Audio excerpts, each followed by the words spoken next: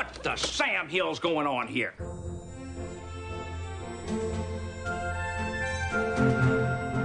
The Rewatch Podcast presents the Lois and Clark Rewatch, dedicated to the series Lois and Clark, The New Adventures of Superman on ABC. Join us each week as we investigate the origins of the Man of Steel and uncover crime in Metropolis. Send your feedback to the Rewatch Podcast at gmail.com. Join us on Facebook at facebook.com/Rewatch Podcast or follow us on Twitter at RewatchPod. Oh, hey! Let's get back to it.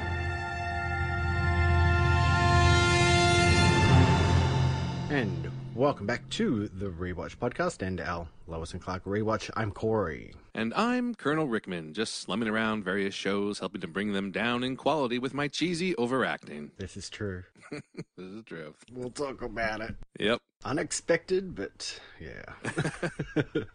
I knew he was coming at some point. Well, actually, no, I didn't. I forgot. But then once I started to really think about it, I was like, oh, yeah, he is going to show up. So, yep. Well, thank you for joining us, everyone. We are discussing 2 more episodes of Lois and Clark, and this week's headline reads, Glass Girls. Glass Girls. And we're discussing Through a Glass Darkly and Big Girls Don't Fly. So getting straight into episode 1, Through a Glass Darkly, written by Chris Rubenthal, directed by Chris Long, and this originally aired on May 5th of 1996. It's a nice little yard. Yeah, it's cute. Nice little fence. I like the driveway, too. I like the lattice work around the porch. I've always sort of liked this style of house. Yeah, it's pretty great. Definitely the kind of place I could go for. Me too. Let's try around back.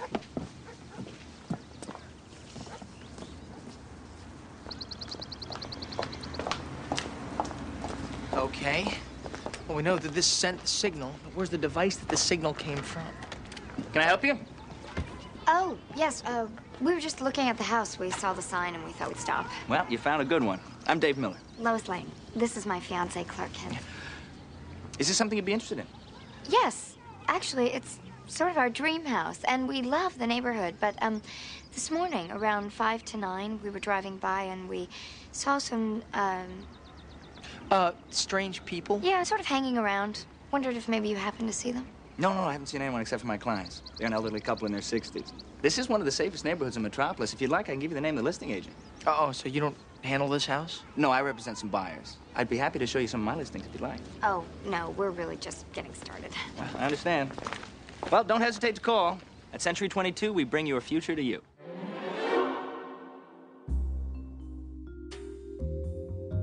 As Lois and Clark talk of finally figuring out their wedding plans, Superman is faced with a series of seemingly random events that turn out to be tests of his moral and physical strengths. The man and woman behind the tests go by the names of Sarah and Dave Miller, but in reality are named Zara and Ching, both of whom seem to possess great strength and powers similar to Superman. After the final test is finished, requiring Superman to sacrifice his life by walking through a kryptonite force field in order to prevent Ching's suicide, he and Zara agree that he is the one and decide that Kal-El must be told he has to leave Earth forever. The bomb almost exploded. Correction. It did explode. But your able-bodied friend managed to toss it into the ionosphere in another modest display of strength. He's not my friend. No, you're right. Maybe friend is too mild a word. Perhaps your feelings are stronger. How else could you explain when he tempts you with a donut, you give in? Who had a cappuccino? Well, I didn't enjoy it. Ching, you're being ridiculous. You know where my feelings lie. Really? And how do you explain these ear adornments and these clothes? And you're wearing chemical compounds. Everyone does. It's harmless. It means nothing. Now, what's next? Liposuction? Must mean something. Otherwise, you wouldn't take the time out to go shopping and use it. I suppose he likes it. You forget yourself. On the contrary, you've forgotten who you are and why we're here. While you've been indulging yourself, I've been pushing ahead with our plan. And you are pushing too hard. Life is hard. Our life is hard. Yes, people may die, but remember our goal. I remember. Well, good. Then I suggest we proceed. We know his strength and his intelligence. Now we'll see where his heart really lies. Let Vim come amig. Leozami kam ozimo. I think that is the shortest summary ever. I was gonna say when I wrote it, like it just came so naturally, and I was like, man, that was really short. And then I really tried to think about the whole episode, and I'm like, that's really the basics of the whole episode. There's little, I could go into detail about each individual test, but I'm like, I don't think it really needs it. Well, let's investigate this one further. All right. After that brief summary. I know. So when we were watching when I was watching the episode, right away I caught this. At least I caught two of these names. You know, they often drop in the names of DC people and, you know, people important to Superman's past. And what I caught right away was Perry. He called out Swan and Jurgens are the two names I caught. And I knew those names because Kurt Swan, you know, is a very famous artist on Superman for many, many, many years. So very famous name, Kurt Swan. And then Dan Jurgens I know because there's been so much talk about a very big storyline that he was involved in because he created Cyborg Superman, which is right now a part of Supergirl, if you're watching that show. And then since we're talking about Lois and Clark, he was also involved in the whole death of Superman stuff as well. Then there were two other names that iReactions caught as well. There was one other name. Otto Binder was another name that he had caught. And he was actually the writer of the Jimmy Olsen comic book series back in the day, as well as the creator of Supergirl, Brainiac, Bizarro, Crypto, the Phantom Zone, the Bottle City Candor, just so many things in Superman lore that, you know, we have today. So a couple names there from DC Comics, which was kind of cool. I'm glad they dropped those in there. That is pretty cool. The Jimmy Olsen comic book, is that like the story of the Guardian? Because that's also the storyline they're following on Supergirl at the moment. No, to break your heart a little bit, Jimmy Olsen was not the Guardian in the comic books. The Guardian was a wholly different character that they invented, and that was back, I think, in the 80s is when the Guardian first came out, maybe the late 80s. I'm trying to remember. It might have been after Superman died. I can't remember now, but it was somewhere. It was more recent than the Jimmy Olsen comic book. The Jimmy Olsen comic book was like back, I think, in the 50s and 60s, and it was the tale of Jimmy Olsen, Superman's pal, I think was the title of it. So it was a much more lighthearted comic book, you know, it's from the golden age, basically. What was it about? What, did he just run around taking pictures of stuff, and that was the book? Yeah, I've read a couple issues here and there, but yeah, it was him like going on like adventures, you know, like trying to solve crimes on his own and investigate things on his own, and he would get involved with like, you know, scientists that were trying to help Superman with something, and then Jimmy would get some kind of like weird power, you know. At one point he became Turtle Boy. This like he had like this weird outfit, and he was like really he had Turtle Boy. He became like a stretchy guy, like Plastic Man and Mr. Fantastic. He was subjected to many different things in the series. So wow. Yeah, it's a fun read because it's a look back in time, you know. And there was also a Lois Lane comic book as well that just focused on her adventures too. There was a lot of this back in the golden age. So yeah, you could find those probably pretty easily on the internet, I bet. That's crazy. I love it. So yeah, it's fun stuff. Definitely more lighthearted than what you're going to get today if they did a Jimmy Olsen comic book. So Ching, the guy who plays Ching, he is actually Terry Hatcher's husband at this time in history, which I didn't know. I did not know that either. Yeah, I got that off the wiki. I was like, oh, that's kind of neat. Now, the Jimmy and Perry fishing trip was not in the script because it was supposed to be Martha and Jonathan that got kidnapped. And then after Superman comes and saves them from the bomb, he gives Martha the splitter as he, you know, unties them and everything. And Martha, as he takes off, Martha looks at the splitter and she's like, I can use this for my class, I think. You know, just always taking those classes. Well, knowing that, you can kind of tell because they give short shrift to that fishing trip, don't they? Oh, they do. They do. Let's see. There was an extra moment at the house they were investigating. At the very end of the scene, a Star Labs van was supposed to pull up because they were going to investigate the house as well. When Jimmy makes his sarcastic remarks, you know, about microwave technology and real estate being related, Lois says, less sarcasm, more servitude, to which Jimmy then bows and says, we are not worthy, and then walks off and do the research. Weird. Kind of funny. After the bomb bit, Superman tells Jimmy, nice hat, and then he takes off, flies, and Jimmy looks at him and he says, up, up, and away, and, that's the end of the scene. Which... I wonder, did you, that up, and away, we think about that as being tied to Superman, because that's what he does. He goes up, and away as he flies. But do you know where that came from? No idea. That came from the old radio show, the 1940s radio show, because they couldn't show him taking off, up, and away. So they had to have some way to indicate that he's actually going, up, and flying. That makes sense. Yeah, it was like he would say on the show, up and away, and they just sort of picked it up from there and just kept it in the comics. So yeah, just added to the lore a little bit. There you go. See, and by the way, I'll just add a little bit more. Kryptonite was from those 1940s radio shows as well, and then it was transferred into the comics. So nice. There you go. Anyway, okay, moving on. Clark actually in the script, and I can see why they changed this, because this is moving really quick, I think, for Clark to do this. Clark actually went and put down a deposit on that house that they were investigating. So when they come back later on to investigate it again, they're talking about the house and da-da-da-da, and he says, well, I'm glad you like the house because I just put down a deposit on it this morning, And Lois is like, what? You did what? What? Jesus, man, what the hell? I know, it's the Lois and Clark equivalent of somebody was murdered in this house and I got it for $50,000. What a steal. Exactly. I mean, this is a big, this is major. This is not something you do without talking with your significant other about, you don't just go and put down a deposit on the house. You got to discuss things like that, and then this is where the whole conversation about her family versus his family comes up. The whole thing about how she says, trying to figure out why my dad was kissing the neighbor, my mom is drunk, out on the patio or whatever. So that was all done now at this point. And there wasn't really a mention of Clark's memory of his family, what he was thinking of.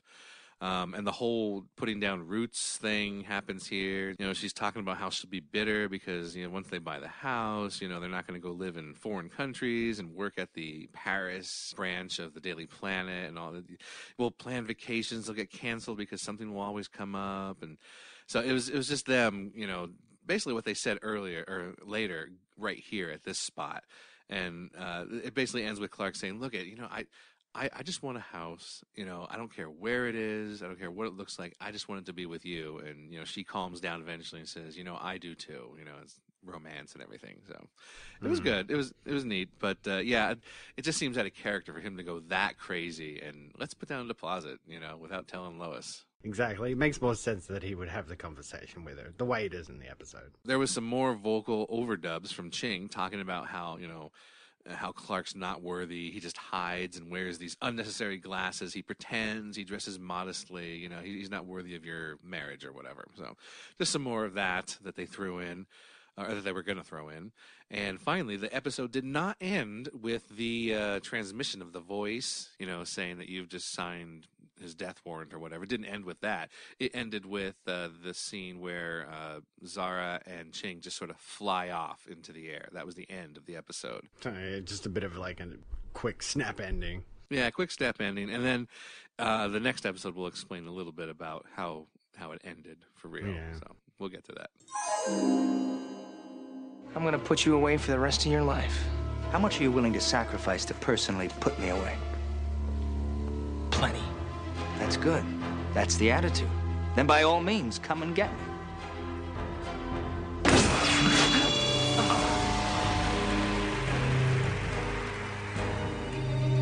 Two guesses as to what this is. It rhymes with kryptonite. Lois, no helping. Turn it off. Okay, it's kryptonite. Actually, a kryptonite force field. What's the matter, Superman? Don't you still want me? I'll take a piece of you. Let go. He has to do this alone.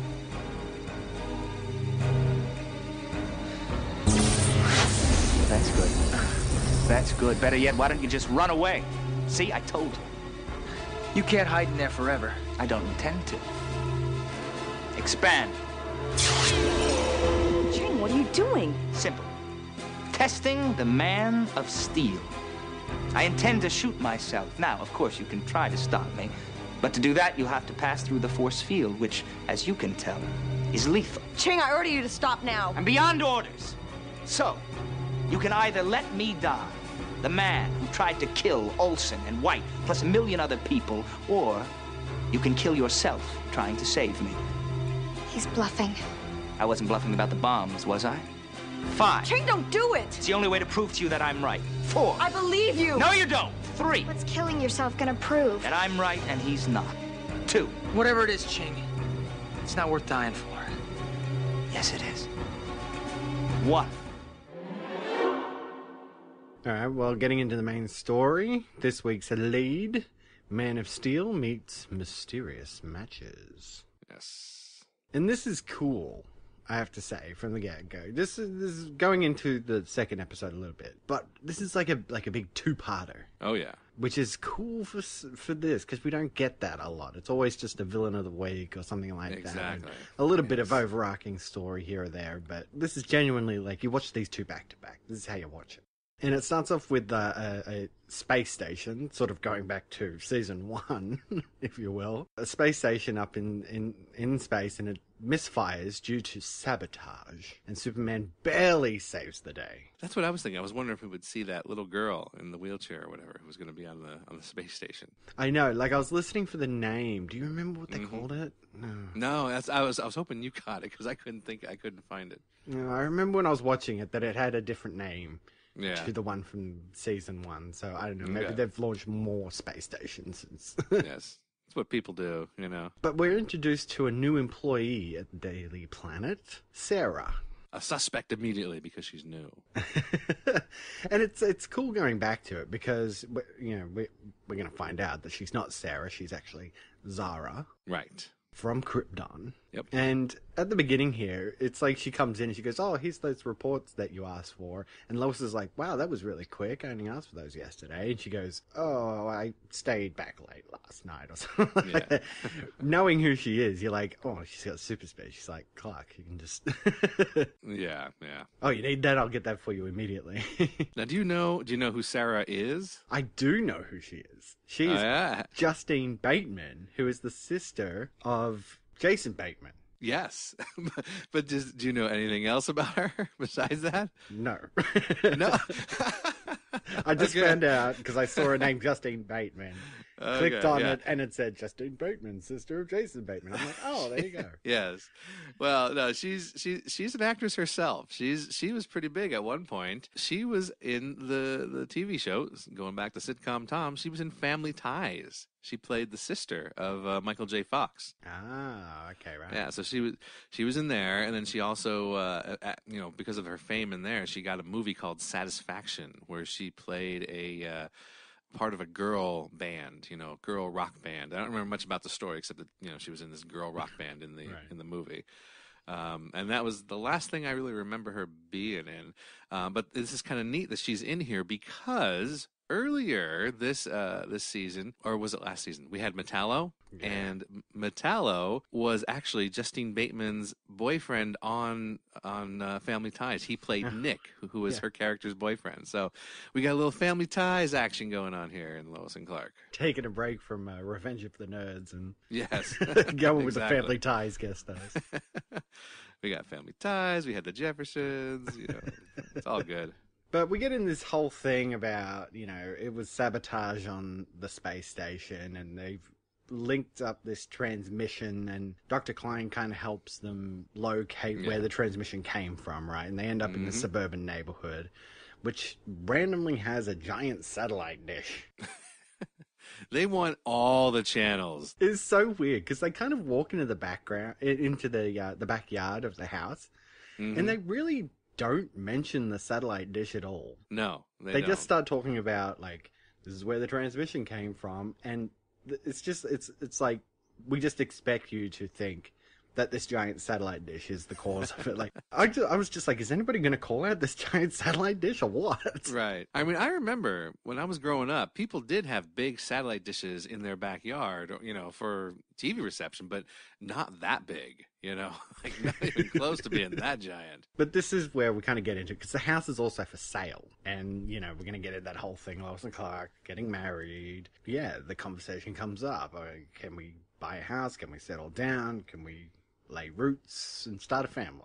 So what do you reckon of all this? Oh, it's fine. It's good. I mean, it's natural. It doesn't seem unnatural. Like it fits because of the house and everything and where they are. Yeah, I'm fine with it. It's all good. Yeah, I thought it was pretty cool too. And the fact that Clark sort of brings up, like, sometimes he thinks about what his life would have been if he'd never left Krypton. Like, it's really setting us up for where we're going here. We're going to meet more Kryptonians, right? There's this real estate agent there who is like shifty from the get-go.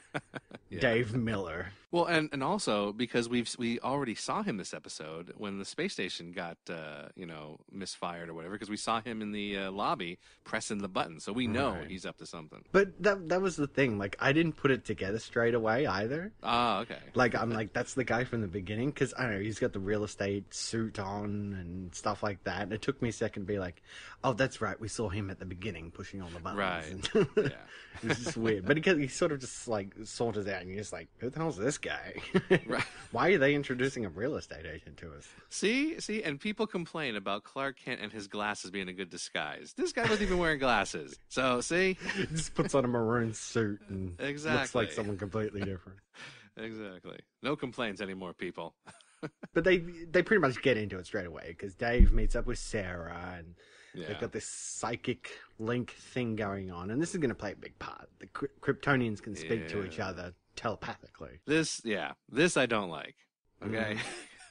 All right. I mean, I'm fine. You know, like, shows will reinvent the mythology of their characters, and that's fine. But I don't think, from what I remember of reading about Krypton and Superman's history and his parents, they don't have psychic powers, and they don't have the ability to make things appear out of thin air. So that bugged me a little bit, this whole other powers that they have. Yeah, I'm not sure I ever thought this either. Just the fact that they could do this and speak telepathically and stuff, I was a bit like, really? This is how Kryptonians talk to each other? Weird. Yeah, I mean, we'll get into it in the next episode about the whole marriage thing as well. But this, like, I don't know, the psychic power thing, that's a pretty big change, pretty big, major change to the Kryptonians and their lifestyle or whatever, their power set. Yeah, and I think this is trying to set up that the Kryptonians are aliens. They look human, but they are very different to humans. Yeah, they reveal that they know Clark is Superman, and they kind of make you believe that they're trying to kill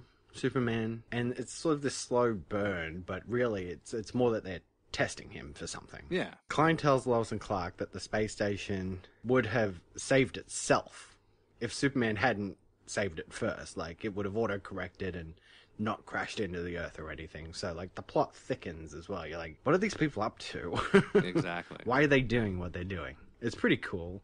They also put a bomb at the museum, and again, like, this is like a test for Superman, and they give him this series of riddles to find the actual bomb, because it's not actually at the museum, and it ends up being under a manhole outside the Daily Planet. It was good. I thought it was good because that was, like, very comic bookish right there. Like, just, you know, I have to solve this series of clues and then figure out, you know, that's like something that I've seen in Batman, you know, back in the old Batman series I'm talking about. Like, you know, again, the Golden Age, maybe even the Silver Age, you know, when he had to do, like, these ridiculous tasks to figure out where the actual criminal was. So I'm okay with it. I liked it. Yeah, and honestly, I thought, like, my theory from last week was correct as well.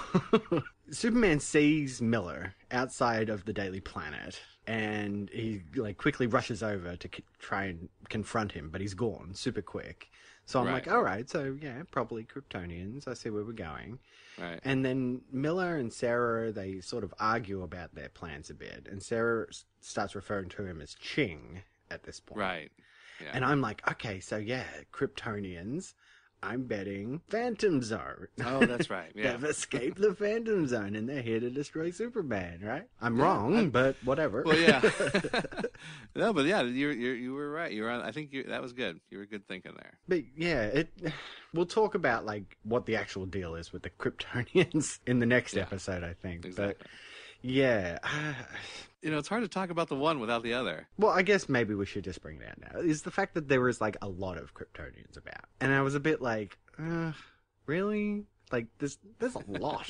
That's quite a bit. That's what I like about the Phantom Zone. Like when Zod came from the Phantom Zone, he had like 2 offsiders. So there's 3 of them. You're like, all right, 3 against 1. That's now Superman's got to fight them. There's like 1,000 or like 1,500 or something like that. Like a lot of Kryptonians survived here, and I'm a bit like, oh yeah.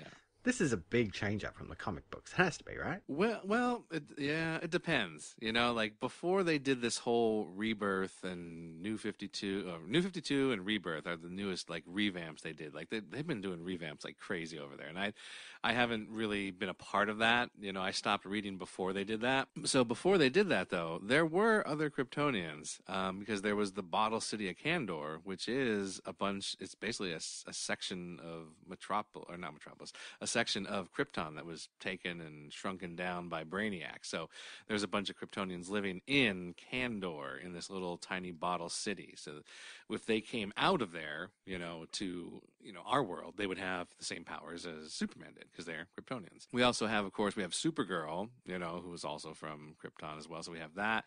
Then we had a girl named Power Girl who was also supposed to be a Supergirl from another alternate Earth, but she was also from Krypton. So there are, in the comics, there are quite a few Kryptonians. I don't know how many live in Kandor, if there's 1,000 or so, and maybe that's where they were going with this, maybe thinking if this is going to be like a Kandor type situation where they get shrunken down, and I don't know. But basically, yeah, there's a bunch of Kryptonians in the comics, but I'm not quite sure on the actual number. And now you say Kandor, I think they actually used that in the Supergirl movie, right? The 80s one. Oh, that's right. I think they did, yeah. I think they did, yeah. But anyway, we get in this whole thing. The plot continues. Mm-hmm. They go back to the house. The giant satellite dish actually means nothing. Right. Because it actually comes from this, like, micro transmitter, which is about the size of a penny. And this is actually cool. Kryptonian technology. They take it to Star Labs and Klein's looking at it and he's like, we're at like absolute tiniest little, magnification and I'm still seeing circuitry and stuff like it just shows you like how advanced Kryptonian technology is. I thought this was cool. Yeah, I like that because that, to me, I think that's a little bit how I imagined Krypton from, well, at least when I was reading comics. It was, very science-based, very logical.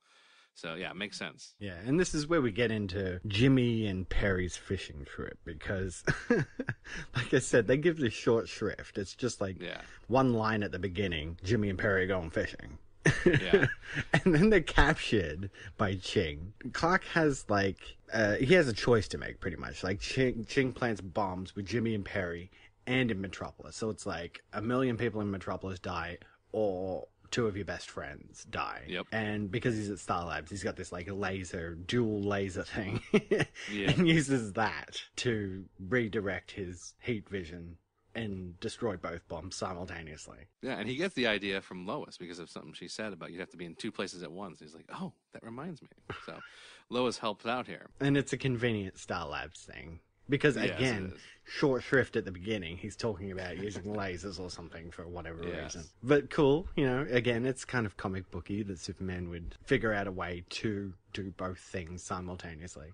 Yeah. And this is where they start talking about Superman being worthy. Sarah's like, he's totally worthy. And Ching's like, hell no, he's not. He's like hell-bent on proving that he isn't worthy of whatever they're trying to prove that he's worthy of. We don't know yet. Exactly. And Ching calls out Superman. Just calls him out straight up. Yep. At Clark's apartment. And Ching surrounds himself with a kryptonite force field. And Superman has a choice. He can try and save Ching from killing himself and possibly die trying. Or do nothing. Now, how does Ching survive in that force field. I know. I watched it a second time, like, after I knew what was going on. I watched it a second time. When he turns it on, he, like, flinches a little bit. Right. As if to go, like, Yep. It hurt him a little bit to turn it on. But once it was on, he was a bit like, all right, now I'm cool. Right. Maybe because he hasn't been on Earth long. Maybe it's not affecting him as much. I don't know. But yeah, that's one thing I was like, well, if it's kryptonite, how come it's not hurting him the same way? Yeah. And of course, Superman tries to save him from shooting himself in the head or whatever. But I know he had, like, a kryptonite weapon, but, like, would it have killed him, really? If he's got the same powers as Superman? Well, maybe if he is in the kryptonite, maybe it weakens him enough that it would hurt him, Maybe.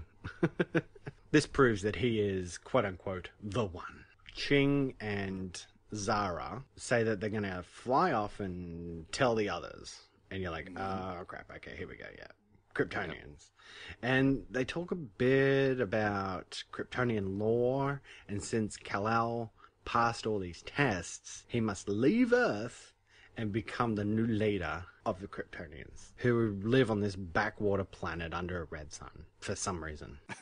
And we're gonna get into it, I guess, at some point. We'll get into why they live there. Next episode. I was like, oh, that's cool. Like when I first saw it, I was like, this is good. This is good drama here. Because he has to go. I was thinking at this point, when I first saw it, that, well, he's going to find a way where he doesn't actually have to go. Like he'll go and help, but then he's going to come right back. It's not going to be a long thing, is what I was thinking. And they set up this elusive person who says that finding Kal-El has pretty much signed his death warrant. Like, right.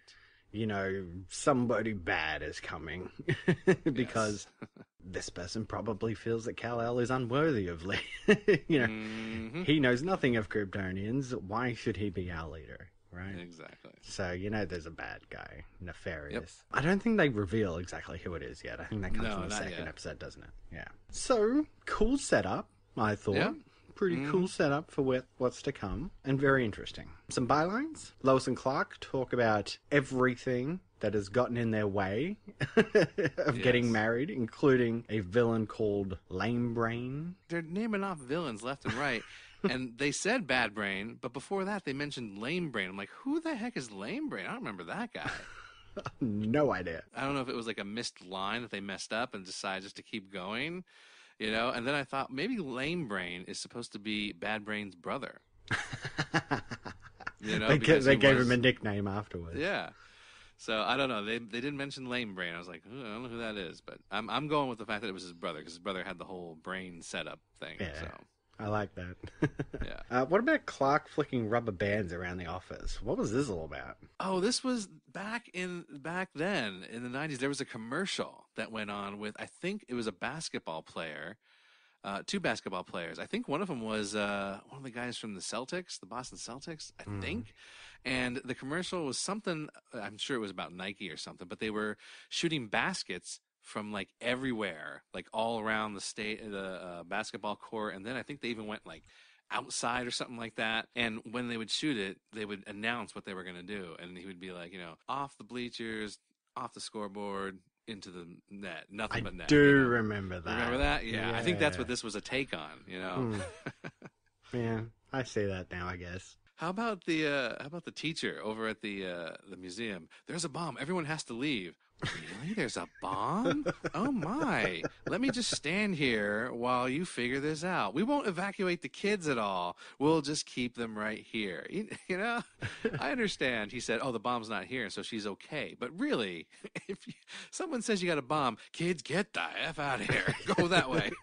Everybody get together. I'm not losing my job over this. You're right. I think she even lets the kids just sit there and talk to Superman, asking questions and stuff. Yes, she does. He's trying to dismantle this bomb or put together the player, and the kid's like, I know my times tables. 1 times 1 is 1. 1 times 2 is 2. Get over here. Leave him alone. There's a bomb. How I would be. Leave. I know. I was like, give me a break. Bad teachers, giving us all a bad name. We kind of talked about it a little bit, but Jimmy and Perry's fishing trip, yeah, it's short shrift. They don't really do anything. It doesn't really serve any plot other than they get kidnapped at one point. But they also have this random throwaway scene where Lois and Clark go into Clark's apartment. Yes. He looks around for a good 2-3 minutes. to find his lucky lure. I know. And then they leave. And that's got nothing to do with anything. Exactly. It never comes into play. So weird. It's not like it was like helpful to him solving one of the tests later or anything like that. It's just I know. That's what I thought. It could have come back, but I don't know, the bomb or something, anything. Like, I need something to like hook around or something on the bomb to deactivate it. Lucky I've got my lucky lure. No, nothing. Well, and did you get a little worried here when Lois suffered another head injury? As soon as it happened, I was like, oh, again? Come on, really? Is this going to be a thing where you just tap Lois on the head and she forgets everything? You know, it's like tap on, tap off, you know? I was she just busts into that room, gets knocked over by Ching, smacks her head, and I was like, oh, jeez. And like they shot it very dramatically, too, so you thought, are they going to do this again? It's like, come on. Memory's gone. Again. I was waiting for, when, Clark shows up. I was like, Lois, are you okay? For her to go like, who's Lois? You know? It's like, no, so glad. Or even do it as a joke or something. Like, as who's a joke, Lois? yes. How'd you going? I'm fine. Exactly. That would have been neat to have done that as a joke. Yeah. But still, really good episode. Very solid. Yes, very good episode. Very, very tight, very concise. Yeah, it was good. Absolutely. All right. Well, let's get into this week's quote vote. What's everybody standing around for? This is a newspaper, not happy hour at Buckingham Palace. What are we here, the Daily Planet? Or second stringers from the Weehawken Gazette? Am I making myself perfectly clear? All right. I have to say, I'm so disappointed. Not a single vote this week. Oh. I couldn't believe it. We always at least get like 2 or 3, but none? Oh. We need you to come out. This is how people get elected, okay? We need you to come out. Come on. It's your responsibility to vote, people. We're dying here. Lex Luthor's in office. Oh, wait, no. Okay. Anyway. So I guess we're under a dictatorship, and I made the choice. Yes. So let's do it. Cue the music. Kermit the Frog is throwing Tez out of his apartment when he runs into Vincent Price. Oh, Mr. Frog, I was just about to slip this under your door. There's going to be a minor Tez has turned into Sean Connery. Rent adjustment. Mr. Price, I've got to be... I'm sorry. I seem to be interrupting something. Sean struggles out of Kermit's grip. And I thought you were engaged to that hick. Oh, Kermit, I should be going. No, you're not going anywhere. I just don't know what to do with him. Mr. Frog, you must learn that when a Connery says no, he means no. Now, I don't want to have to call someone and make a scene. Mr. Price, You just go back in there and take a cold shower. Yay. And scene. I like that one. That was a fun one. Very good. So let's get into the second episode discussion today. The episode is Big Girls Don't Fly, written by Eugenie Ross Lemming and Brad Buckner, directed by Philip Scriccia, and this originally aired on May 12th of 1996. Clark, my name is Zara, and this is Lieutenant Ching. On the day Krypton exploded, your father launched you into space. As infants, we had already been taken from the planet. Part of an expedition in search of a more stable place to live. How many of you were there? 1,000 or more. Left homeless when the planet was destroyed. The expedition colonized a barren rock of a planetoid, which was named New Krypton. And the race prospered. It's no easy task when you're living on a rock. No fast food or situation comedies there, Clark. Ching. Of course, our planet has a red sun, like Krypton. So we have to scrape by without superpowers. Our people are bound together by an alliance between several families. The alliance is renewed by marriages between these households. Whoa. I'm trying to stay with you. Why are you here? And why did you put me through such hell? You've been without Kryptonian influence for a long time. We had to find out if you were worthy. Worthy of what? Worthy of your heritage, Clark. Worthy of marriage. To me. Hold on. What are you saying, that we're supposed to get married? No. I'm saying we already are.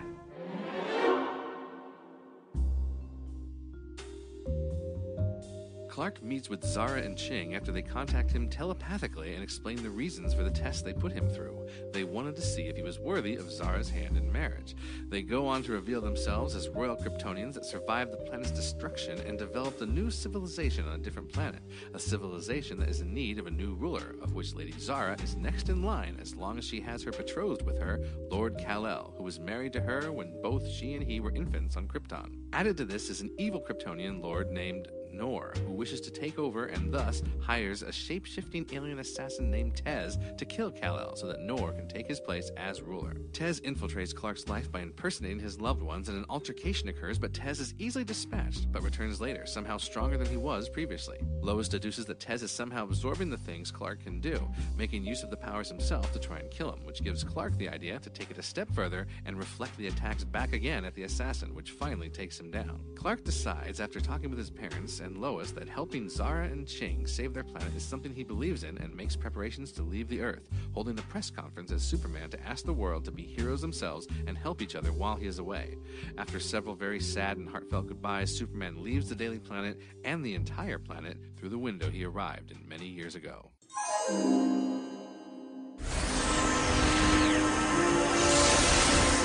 I am Jor-El, the father of Kal-El.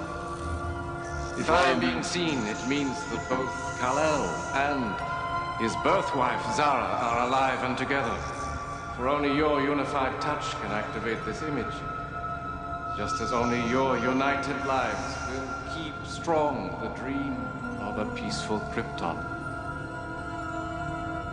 My voice reaches out across the years and galaxies, calling upon my son to keep alive the watchfires of his people, bringing them from the darkness of chaos and into the light of peace. My dear son, that is my legacy. That is your destiny.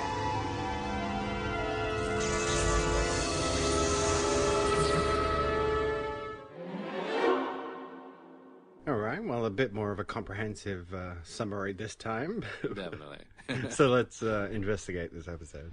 All right, so the last scenes from the last episode, where we had the whole discussion and the voice saying that it's his death warrant, those were supposed to be the teaser for this episode. So those were supposed to start off the episode instead of ending the last episode. iReactions mentioned that Roger Daltrey, of course, who played Tez, was the same guy who played the first Colonel Rickman in Sliders, the previous podcast that we've done.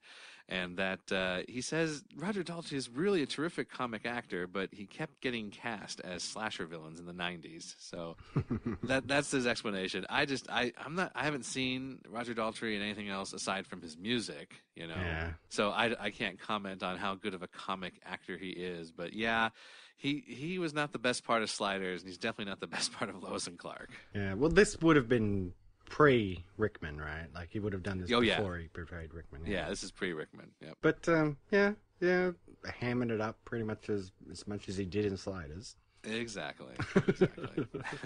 So Zara makes a comment about Krypton society that was cut, and she said something, you would think that a society so obsessed with science would find a better way to govern themselves other than through royal marriage. So they cut that out for some reason. Maybe because she's commenting on her own heritage, maybe, it doesn't seem right. It seemed weird. I mean, it seemed weird to me to read that that's what she said. I would have expected Lois to say something like that. Yeah, they do strike me as the people who are very bound by tradition. So exactly, Lois, when she finds out that they're married in Krypton, that Clark is married to Zara on Krypton, she says, "Didn't you leave Krypton when you were a baby? Busy little worker, weren't you?" And I like that line. I could see her saying that because it's her deflecting, using humor to deflect the situation. Mm-hmm. And there's another one that comes up later when Zara reads the symbols on the ship. Lois says, "How do we know that's what it says? For all Clark and I know, it could say, 'Do not remove tag under penalty of law.'" So she was quite, she had quite the lines in this episode. Bit of sarcasm for deflection. Yeah, mm-hmm. Exactly. Ching mentions to Zara that they may have to take Clark by force, if he doesn't want to go willingly. But Zara says, we can't match his experience with the powers. He's had them, for too long. So we wouldn't be able to do it. And besides, I may marry, Kal-El, but I will only ever love you. So it sort of puts it out there right away that she's, that she loves Ching, whereas they sort of did it more subtly, in the aired version, which I like better. I like that better. Yeah, exactly. Again, it's governed by tradition, she can't just go out and say that she's in love with somebody else. She's married to Kal-El. Clark buys Zara a hot dog, when they're talking, and she tastes it, and she's like, disgusting, and then she starts talking about her feelings for Ching. There was a missing scene where Tez was observing that whole interchange between Zara and Clark, and while Tez is watching, that voice comes into his head or whatever and says, you need to finish the job and find his weakness, pretty much what we had in the episode already. Yeah, not missing anything by cutting them. Nah, exactly. We don't need to see Zara eating a hot dog. I mean, it's not that type of show, or bananas or whatever. Zara had a line about that was talking about how the last time the royal houses of Krypton were divided.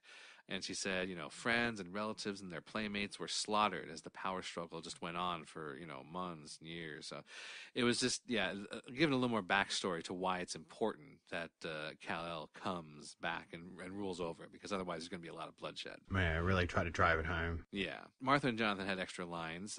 She says something about, it's the fear of every adoptive parent, that their baby's past comes back into their lives and haunts them, and sorry this has happened. And Jonathan takes her aside later and he says, you seem pretty upset out there. She's like, well, yeah. And he says, I know how you feel. They want to take our boy and ship him off to war. And they sort of said that in different ways, in the conversation, but that was the original lines that they had.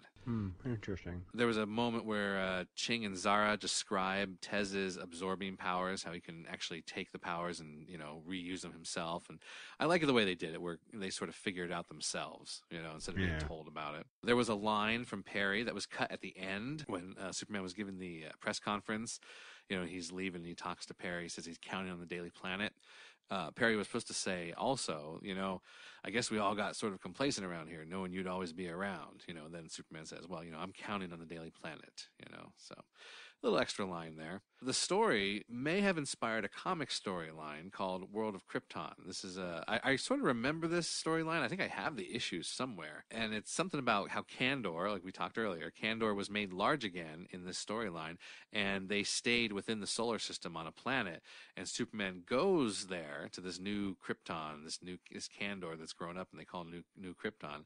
Superman goes there to help stop Zod from gaining power.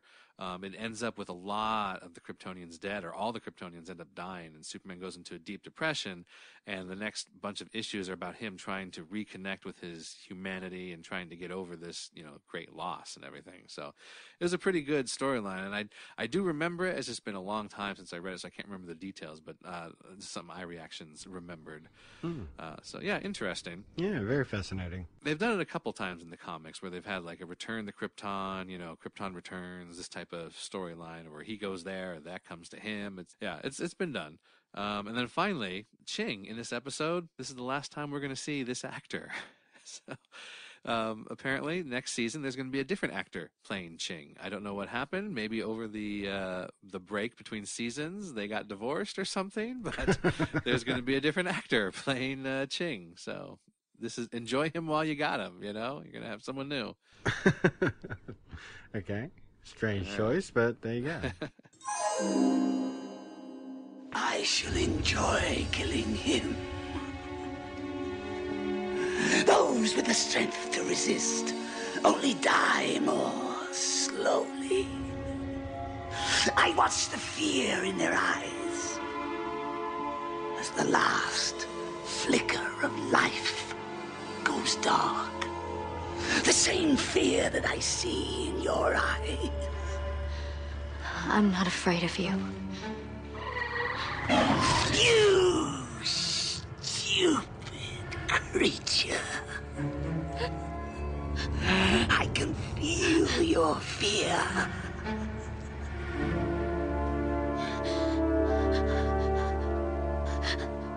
But it's not you I want. You must be left behind to grieve. What is the use of killing without grieving?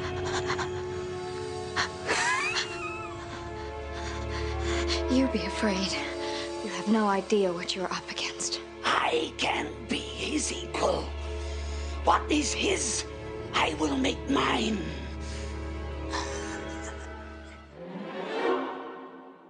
All right, well, let's get into the main story. And the lead here, Kryptonian Crisis, calls for Kal-El. Nice. So, we get back to some Kryptonian telepathy, and Zara directs Clark to meet her and Ching at their orb ship Yes. thing. Yes. Kryptonian technology needs not be explained. Yep. And Zara and Ching tell him that they were part of an expedition to colonize New Krypton. Mm-hmm. And that's how, like, thousands of survivors are able to be there. Of course, under a red sun, so none of them have powers. And it makes you wonder, like, why? Like, they seem to have the ability to come to Earth. Maybe going back to that tradition thing, like, they've founded New Krypton, even though it is this backwater planet. We're gonna stick by it. Yeah, I think when they were doing, like, the way I look at it is they had space travel that could travel quickly throughout space. Not like, we don't have that ability, but they have that ability. That's, how Superman got here to our planet in the first place. I think that they were probably, they do like we would do. Like if we were looking for a place to live as humans, we would try to find some place that had a similar atmosphere, similar sun, because that's what we know. That's what we can understand. So I think probably Kryptonian scientists were looking for a place that was similar to Krypton with a red sun.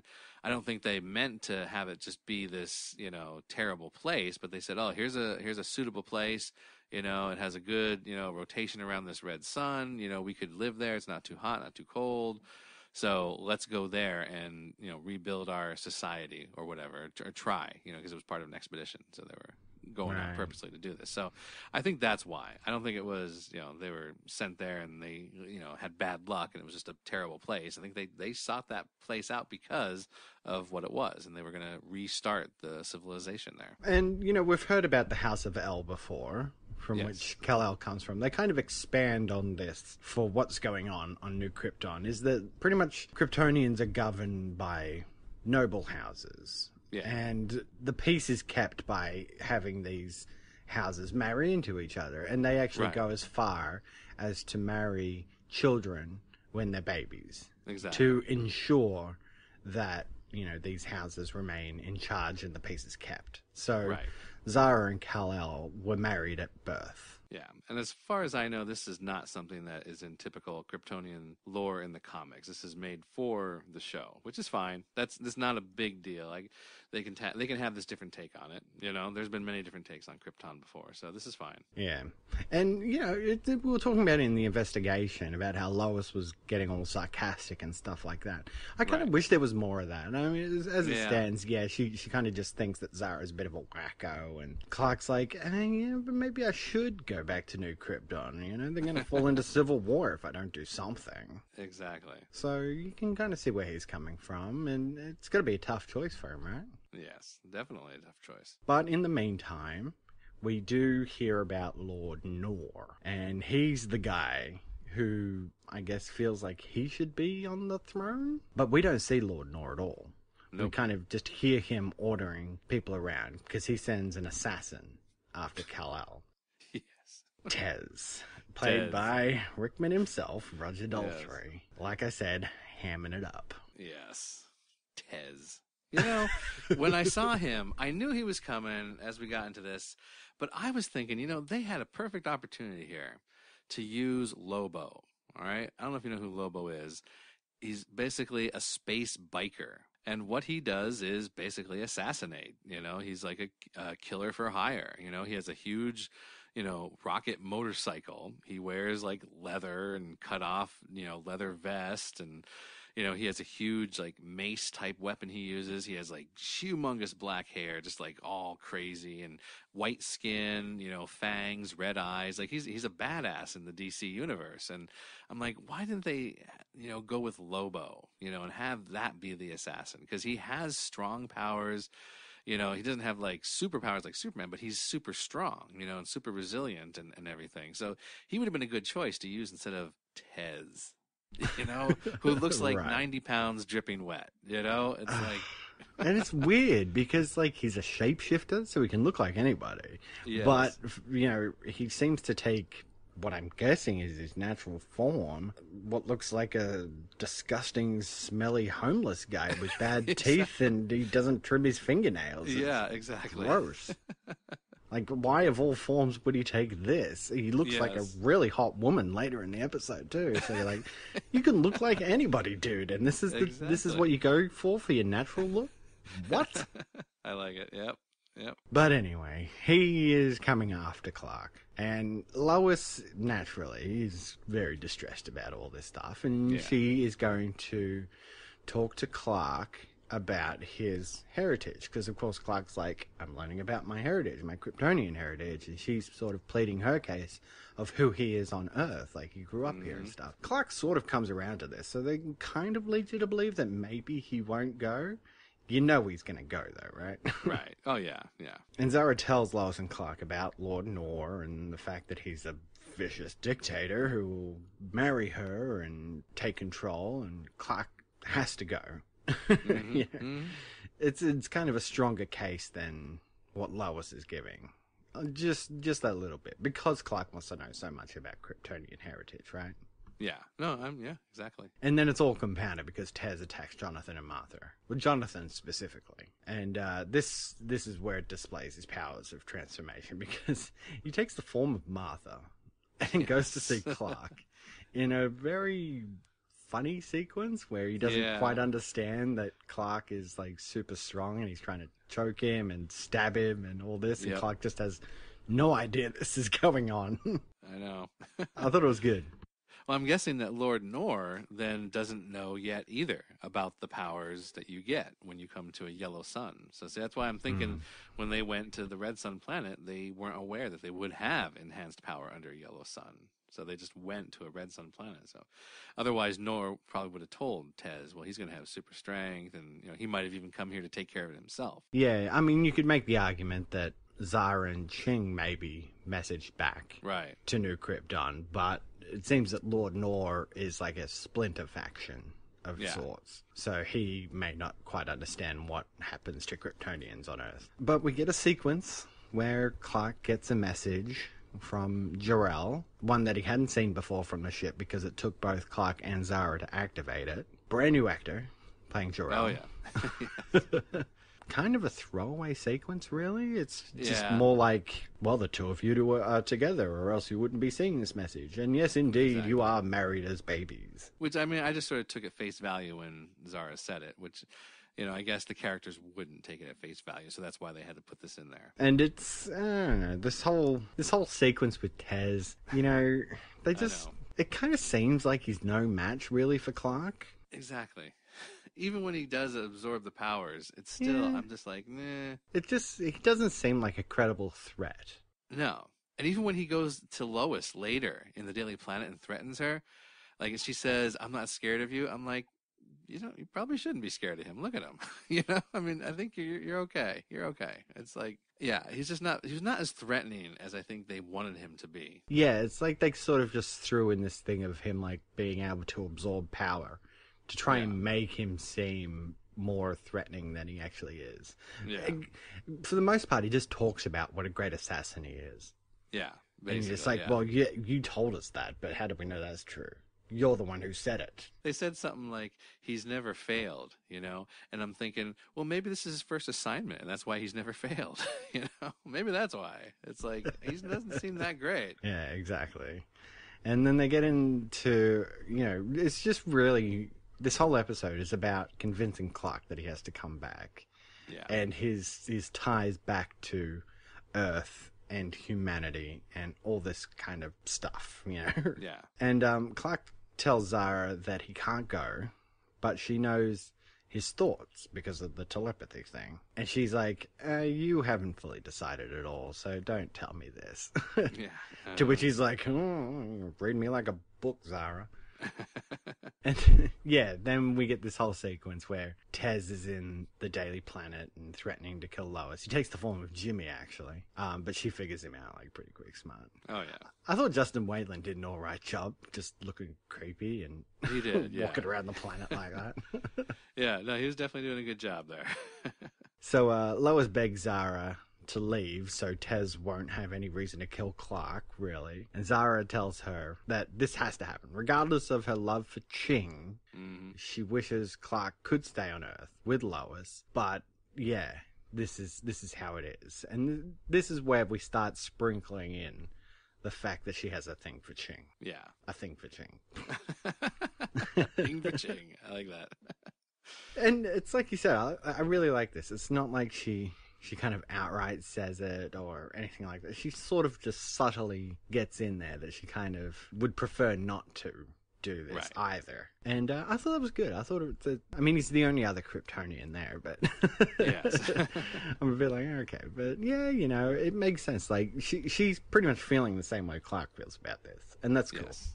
Of course, Tez is taunting Superman, and he seems to really want to learn more about Superman's powers. And this is obvious because we learn about him absorbing powers and stuff. And while all this is going on, Lois and Clark turn to his parents for advice. And they tell him that he should decide if this is his fight and if he believes in it, right? Yeah. So this is coming into, like, the morals of Superman. Exactly. Right? So again, it's another reason for him to go. Yeah. He is Superman. He lives by a certain set of morals. And he has to go. There's people in danger. He has to go and do something about it. Exactly. Yep. And he's the only one who can do it, right? Mm-hmm. Of course, it also leads to Lois and Clark deciding together that he should go and help, rather than him having to make the decision by himself. Right. And, of course, this is tough for Lois as well. She has to give up her fiancé, the man she loves. And God knows if he's ever going to come back. Maybe he will, maybe he won't, but who knows? It's a very cool sequence. I loved it. Yeah, no, it was good. Well done. But yeah, the whole thing with Tez absorbing powers really means nothing. Superman just defeats him, just flicks him away like a fly. Yeah. Exactly. Really simply. And then he just decides, well, I'm just going to... according to his rules, Tez's rules, he will kill himself because he failed.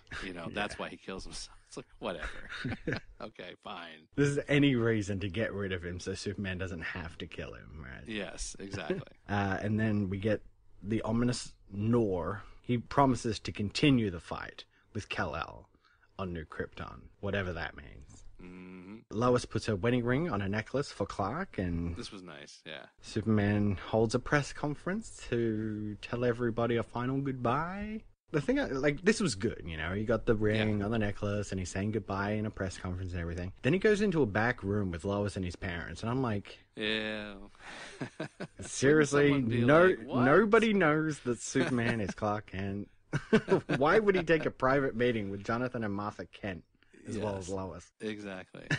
And where is Clark? Oh, he's covering reaction from...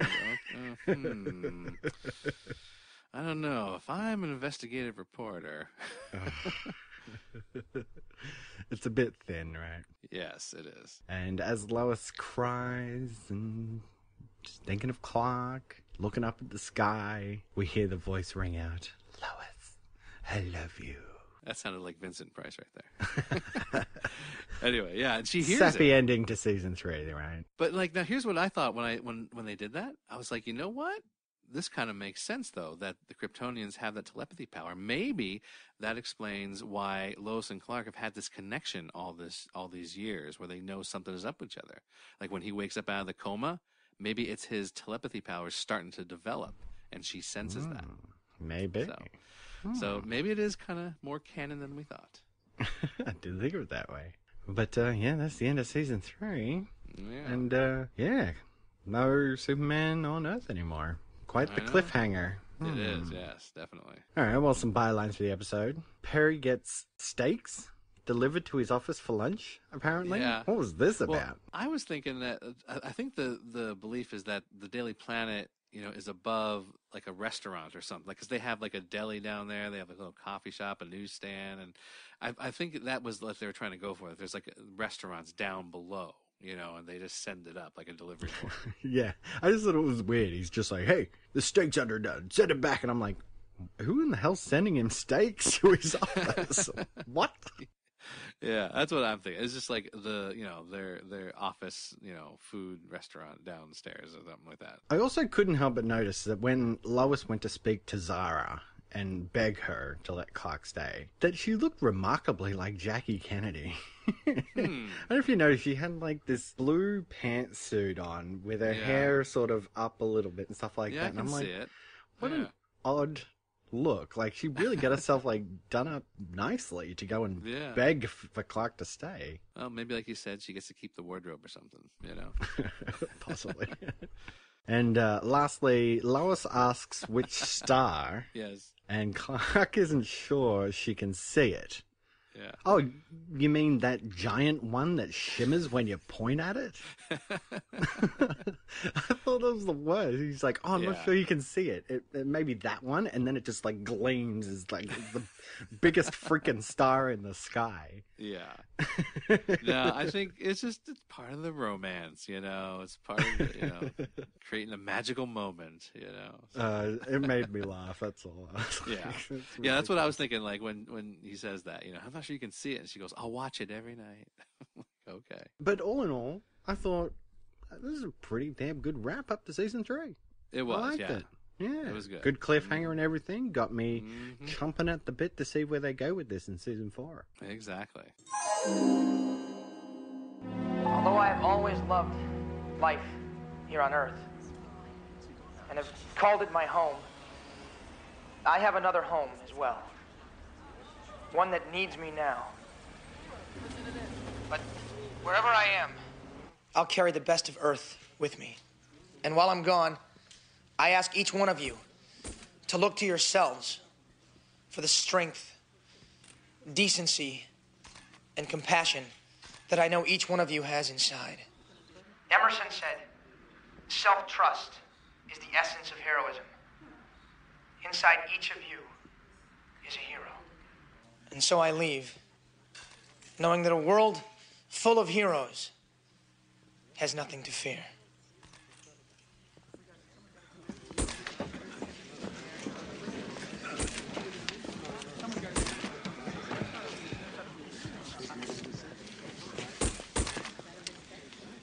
I'm counting on the Daily Planet to be the conscience of Metropolis.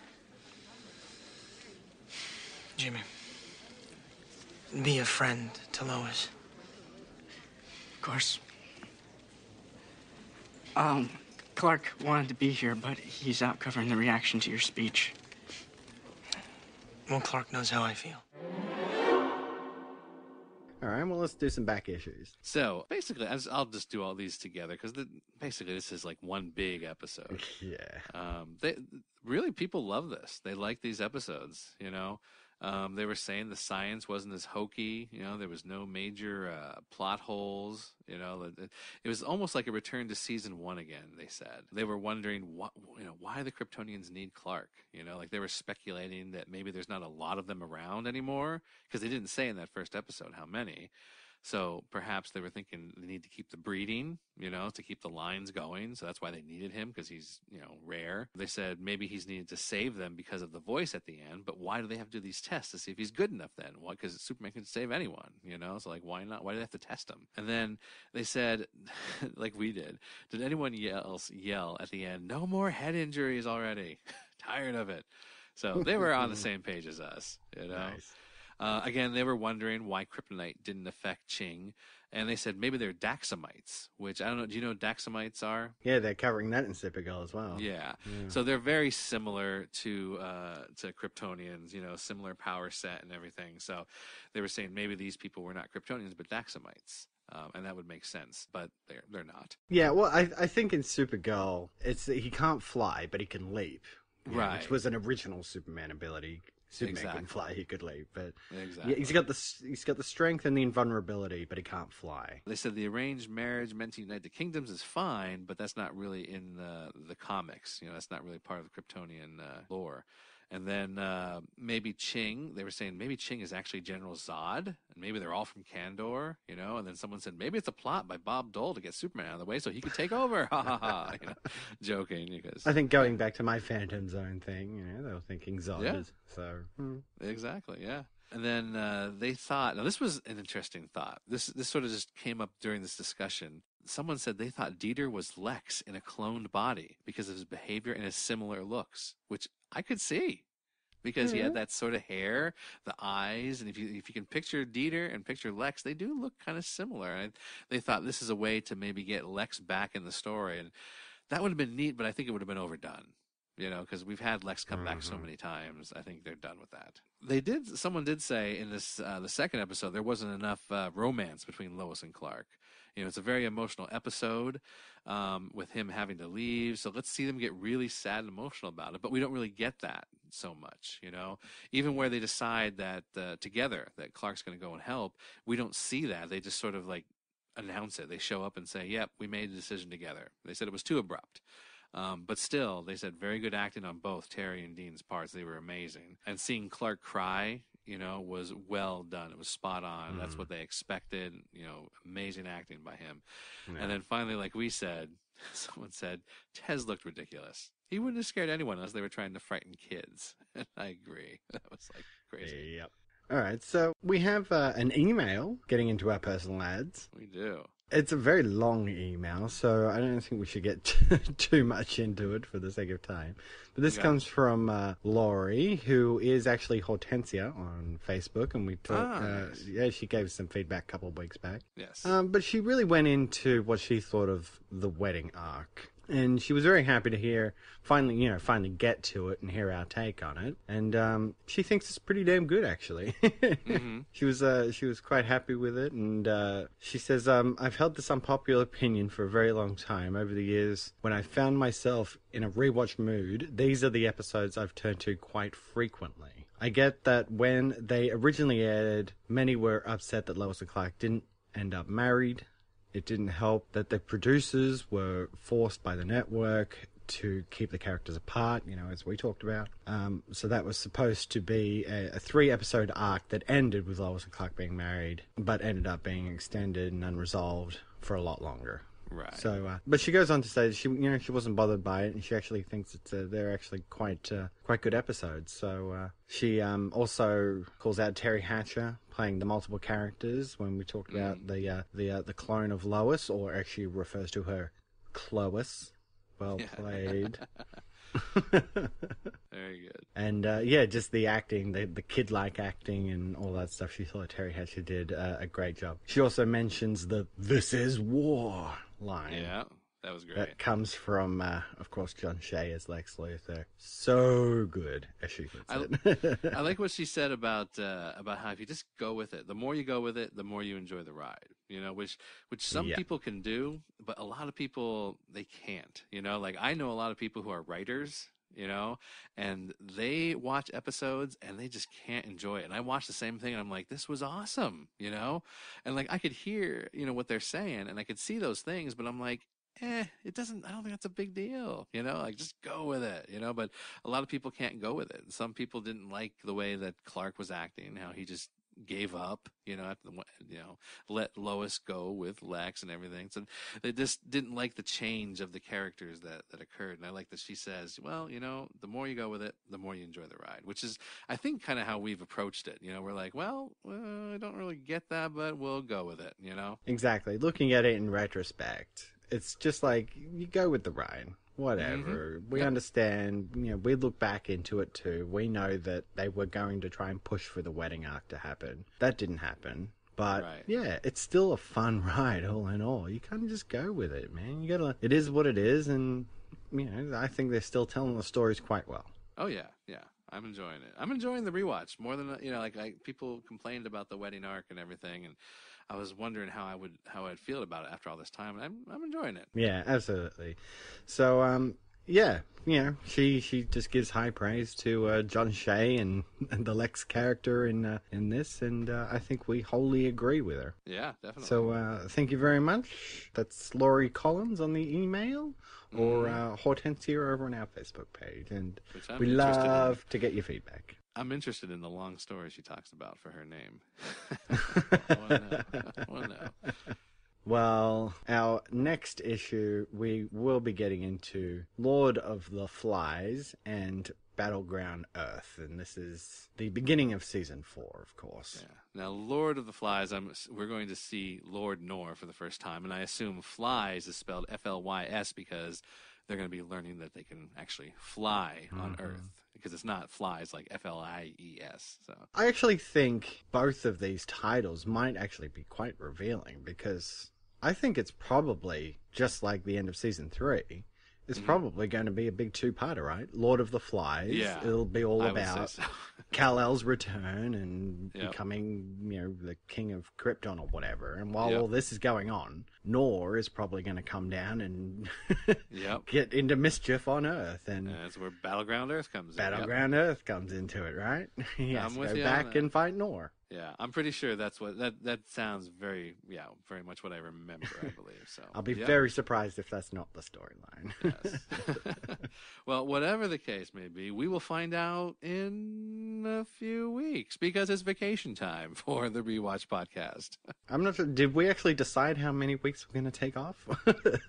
We didn't really decide. We just, it's like Christmas and everything. So we're definitely taking off, for at least the next 3 weeks. Yeah, I think a few weeks off. We travel and we see family. Exactly. It's the holidays, so we're going to be off for a few weeks. Yeah, we did this last year too. So it's for the new listeners, this is not anything different. So usually at Christmas time we take a couple weeks off. So, and of course it's the end of season 3, so this is probably the time. Exactly. We'll wrap it out here. We'll pick up with season 4 in the new year. Yeah, we're humming along here. We're almost done.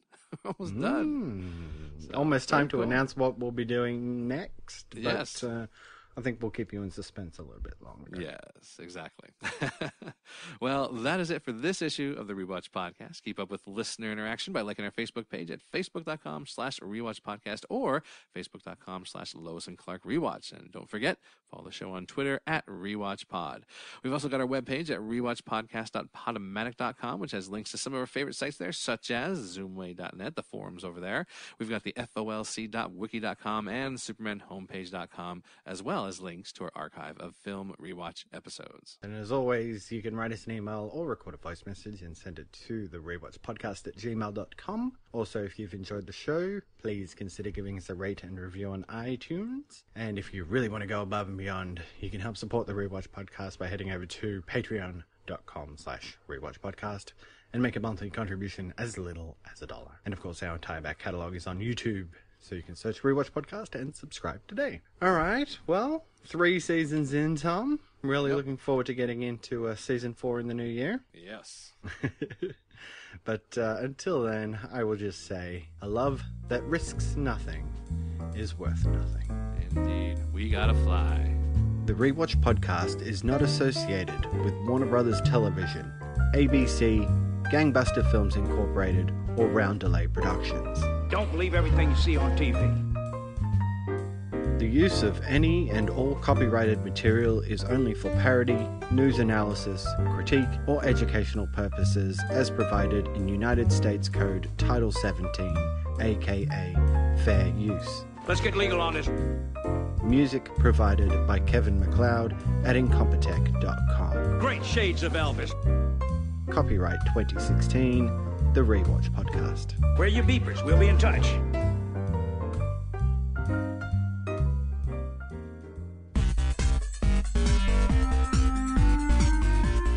Hi, Rewatch Podcast listeners. I'm Corey. I'm Tom. And I'm Nathan. First off, let me say that we have all had a blast doing the Rewatch Podcast. Every week, we put out another episode for free for you. And although we enjoy these discussions with each other, we truly do this for you guys out there in podcast land. That's right, Corey. But we are here today to tell you about Patreon. Every week, there are costs involved in podcasting about film and television, including hosting and bandwidth charges, our own personal internet usage, and film or show rentals and purchases. So, we're asking you to become a Patreon supporter. If you can afford as little as $1 to throw our way per month, it would really help us keep the lights on. And if you want to send $100 our way every month, we wouldn't turn that down either. But it's your choice, and we appreciate the support you bring. As always, we strive to bring you the best quality shows we can create, and we hope that you enjoy them. So head on over to patreon.com/Rewatch Podcast to become one of our patrons and show your support for the Rewatch Podcast. And if we get enough patrons, we may even be able to produce exclusive content just for the supporters in the form of simply getting episodes before the main feed release, or even bonus film discussion episodes as a thank you for your support. The website again is patreon.com/Rewatch Podcast. Thanks, everyone.